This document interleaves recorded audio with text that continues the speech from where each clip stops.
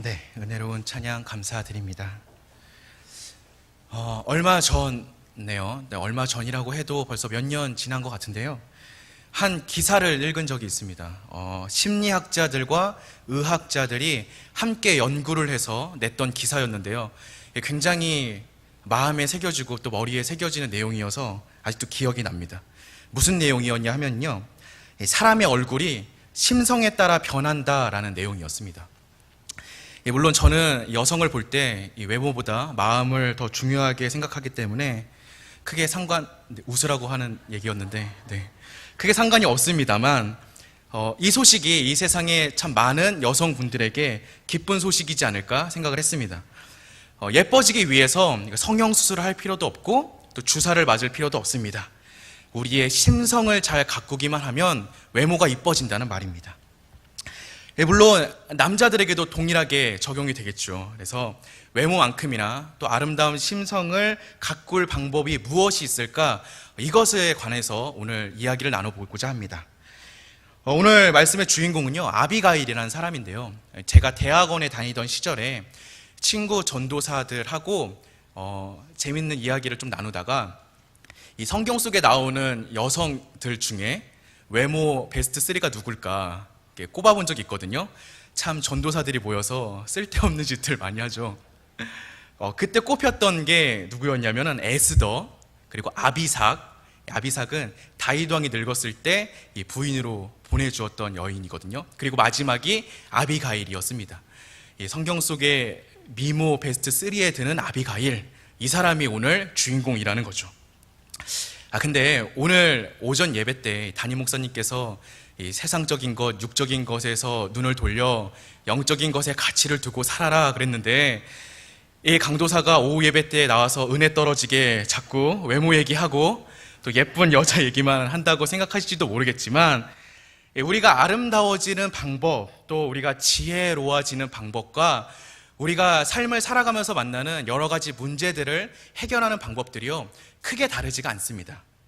그러니까 오늘 말씀을 함께 나누시면 우리가 외모도 아름다워지고 또 마음도 아름다워지고 또 지혜로워지고 또 우리가 만나는 삶의 모든 문제들을 잘 해결할 수 있는 은혜가 넘치는 시간이 될 것이라 믿습니다. 오늘 말씀은요, 이 다윗 왕이 사울 왕에게 쫓겨다니던 시절에 있었던 일이었습니다. 쫓기는 삶이라는 게요, 어떻게 보면 하루하루 그저 목숨을 연명해 가는 것에 불과한 너무나 구차하고 또 힘든 삶이었던 순간들이었습니다.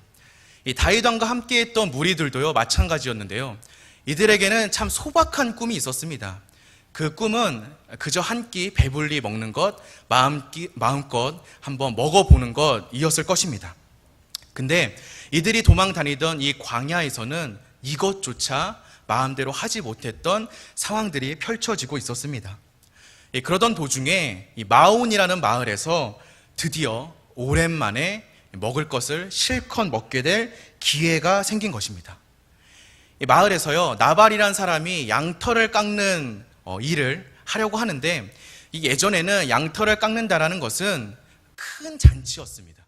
그래서 이방 사람들도 또 동네 사람들도 그 누구나 상관하지 않고 모여서 먹고 마시고 또 나누는 이 기쁜 잔치의 자리였던 것이죠. 그래서 다윗은 자신의 수하에 있었던 소년을 미리 나발에게 보내서 부탁을 합니다. 무슨 부탁을 하냐면요, 여유가 조금 있으면 우리에게도 먹을 것을 나누어 달라라는 부탁을 하게 됩니다.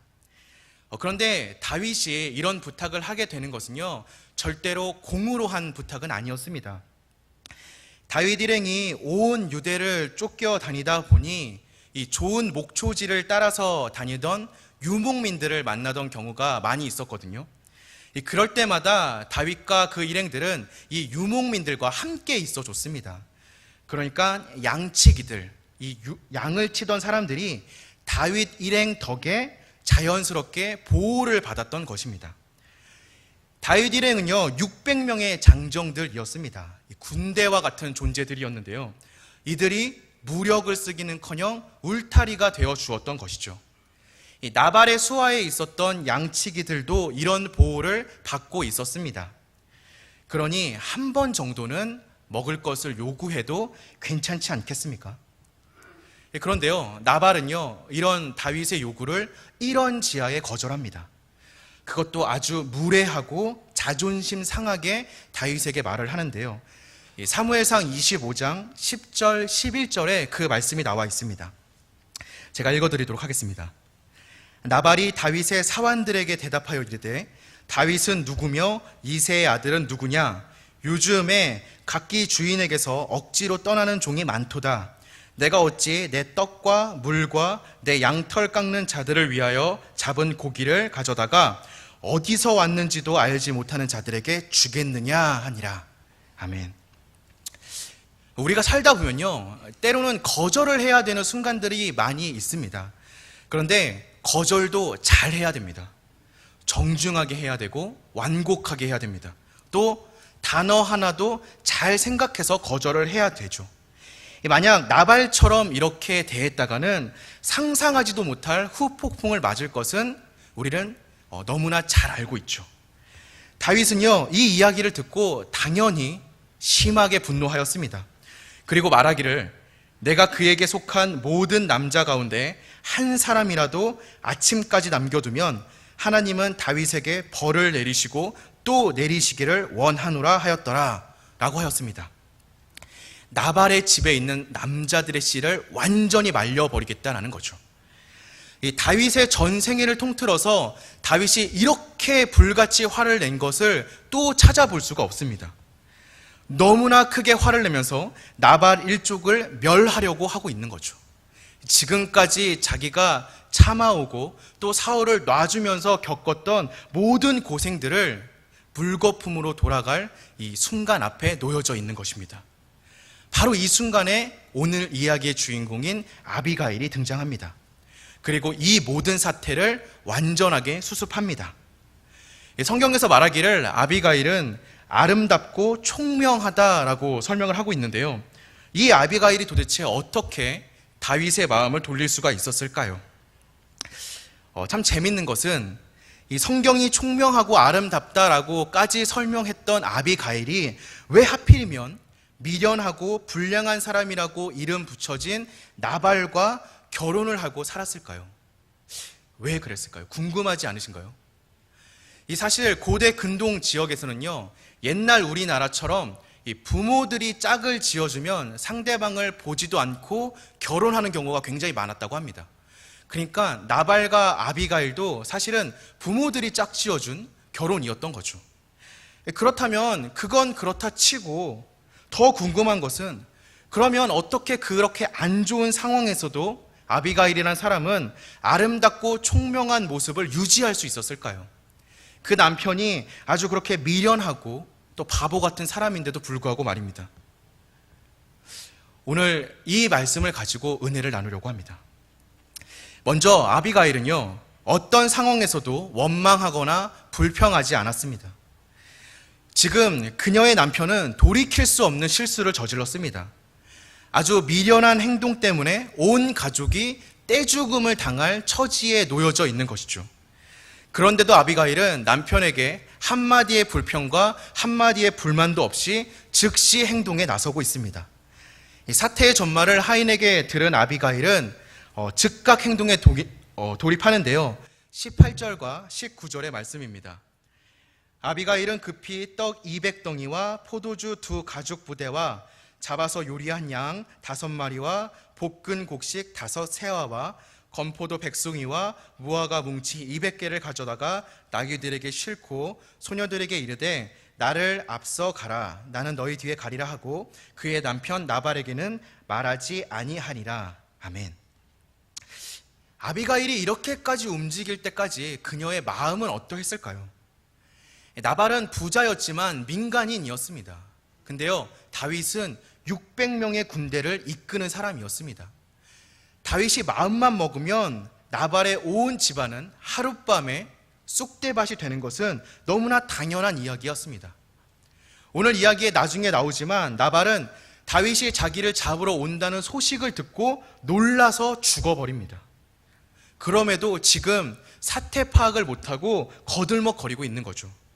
아주 작은 힘과 작은 물질을 가진 것을 너무나 큰 것을 가지고 있다고 착각하면서 의시되고 있는 것입니다. 이런 남편을 보는 아비가일의 마음은 어떠했겠습니까?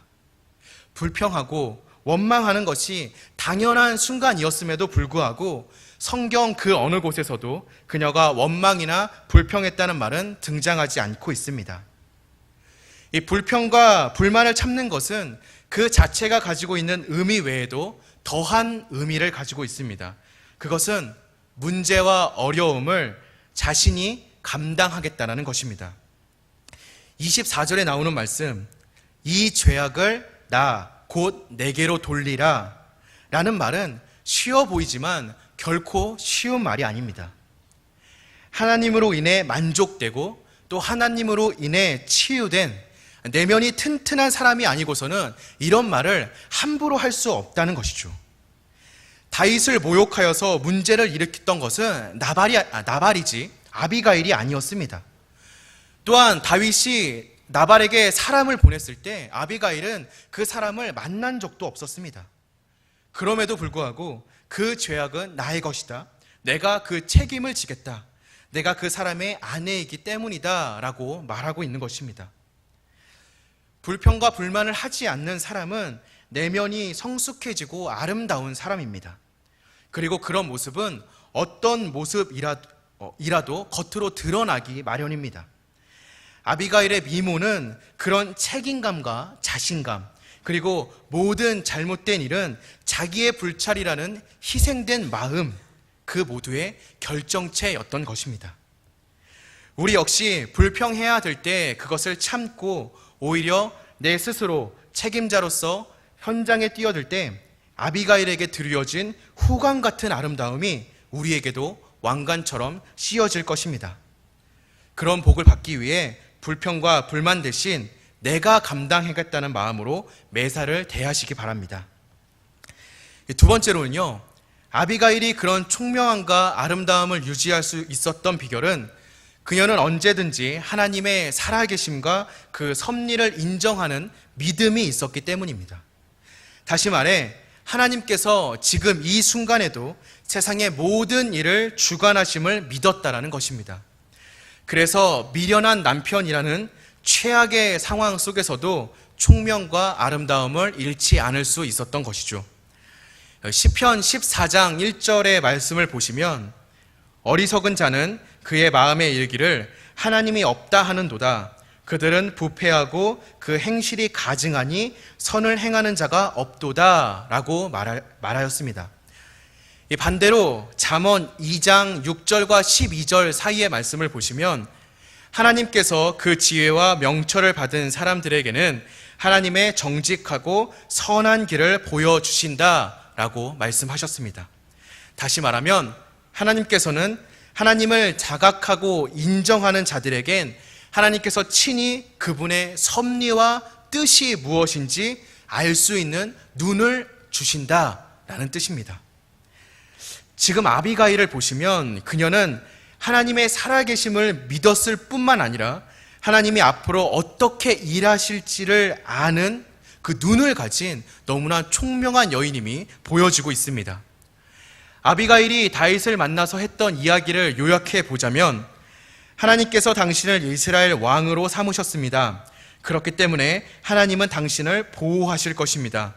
지금 이 기간 동안 당신에게 가장 중요한 것은 왕이 된 다음 후회할 일을 하지 않는 것입니다. 라는 것이었습니다. 말은 그 사람 자체라고 합니다. 아비가일의 말 한마디 한마디에는 반박할 수 없는 논리와 마음을 움직이는 호소력이 있었습니다. 그리고 무엇보다 하나님이 다윗을 왕으로 세우셨기 때문에 왕이 된 다음에 후회할 일을 절대 하지 말라라고 말하고 있는 그야말로 하나님의 섭리를 꿰뚫는 통찰이 있었습니다. 그렇기에 다윗은 아비가일의 말에 설득당할 수밖에 없었던 것입니다. 사랑하는 성도 여러분, 이 아비가일이 이렇게 총명함과 아름다움을 가질 수 있는 이유가 무엇이었습니까? 결국에는요, 첫 번째 사안으로 돌아갈 수밖에 없습니다. 불평하지 않는 것, 그리고 하나님의 살아계심을 인정하는 것은 너무나 밀접한 관계를 가지고 있습니다. 불평이 시작되는 순간 하나님을 볼 수 없으며 원망이 생기는 순간 하나님의 길을 볼 수가 없습니다. 바꾸어 말하면 우리의 불평과 원망이 끊어져야만 하나님의 길을 볼 수 있고 하나님의 임재를 느끼기 시작할 수 있다라는 것입니다. 그래서 이 두 가지는 서로 기능을 같이 하고 또 서로 주거니 받거니 하는 조화 가운데 있다는 것입니다. 아비가일은 불평하거나 남편을 원망하지 않았기에 하나님과 하나님의 길을 제대로 볼 수 있었던 것입니다. 그렇다면 우리는 지금 얼마나 불평하고 또 얼마나 자주 원망하고 있습니까? 그런데 그것이 바로 우리를 어둡게 하고 또 우리를 못나게 하는 것이라는 것을 우리는 기억해야 한다는 것입니다. 하나님의 살아계심과 하나님의 섭리를 바로 알기 위해서는 우리에게서 원망과 불평이 사라져야만 합니다. 우리 내면은 그분의 살아계심을 인정함으로 인해 언제나 기뻐하고 감사해야 한다는 것입니다. 우리가 아름다워지고 총명해지는 길은 아주 멀리 있는 것이 아닙니다. 아비가일이 했던 말과 그녀가 갔던 길, 또 그녀가 행했던 일에 그 답이 있습니다. 불평과 불만을 끊어내고 하나님의 섭리를 바라보는 사람이 되시길 바랍니다. 더불어 부디 하나님의 사람이 되기를 거듭 기도하는 우리가 되길 기도합니다. 그를 통하여서 어떤 상황 속에서도 총명함과 아름다움을 잃지 않는 우리 정륜교회 성도님들이 되시기 바랍니다. 아울러서 우리의 기도 가운데 아비가일 같은 사람을 만날 수 있도록 기도해야 할 것입니다. 그리고 언젠가는 우리 교회가 그런 아름다운 사람들로 가득 찰 수 있도록 함께 기도하길 원합니다. 그러면 그 가운데서 아름다워지고 또 총명해지고 멋있어지고 내면이 성령으로 견고해진 우리 서로를 발견할 수 있을 것입니다. 그 복이 이 자리에 함께한 저와 여러분에게 충만하고 넘쳐나기를 주님의 이름으로 기도하겠습니다. 함께 기도하시겠습니다.